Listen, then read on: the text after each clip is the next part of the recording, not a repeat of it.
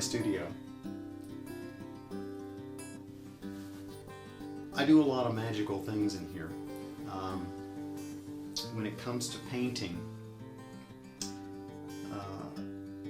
you have to put yourself in the place that you're trying to depict.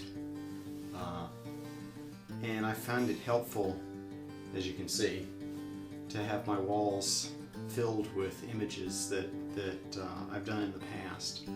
Places that don't exist anywhere but in the imaginations of the writers of the tales that I'm illustrating.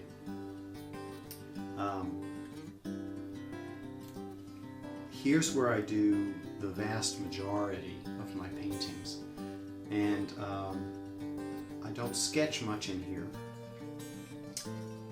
I don't really come up with original ideas here. For those things, I tend to want to be out in nature. Lorraine and I take long walks. So there's a lot of places in life where one will get ideas. Playing with kids in the neighborhood, or some of our nieces and nephews. Just sitting and chatting with people. Ideas come from all over. But you have to set aside a space somewhere to be able to take those ideas and flesh them out and make them real. And this is that space for me.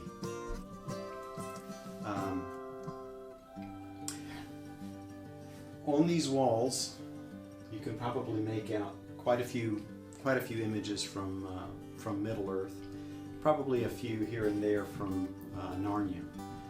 But anytime I'm developing a work, anytime I'm painting a work in here, I'll often find myself consulting one of these images behind me to get a sense again of the mystery, the magic that I was after when I was trying to depict that particular place. Most of my sketching is done upstairs in a chaise longue, in a comfy chair. Lorraine and I spend a lot of hours reading, writing, sketching upstairs.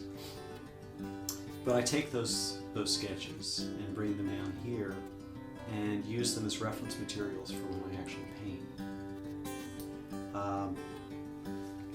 With painting,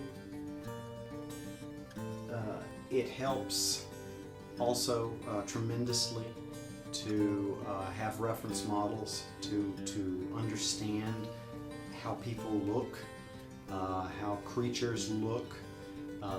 What you'll see, or what you may see in some of the other video clips, are on the wall some wood cutouts that I've done of eagles or chipmunks or any number of other creatures. These are usually developed from photographs, and the same thing happens when it comes to painting people. Because this is my studio, because this is where I work, I often will use it as a studio for creating a scene. So over to my left, to your right, I have quite a few costuming materials.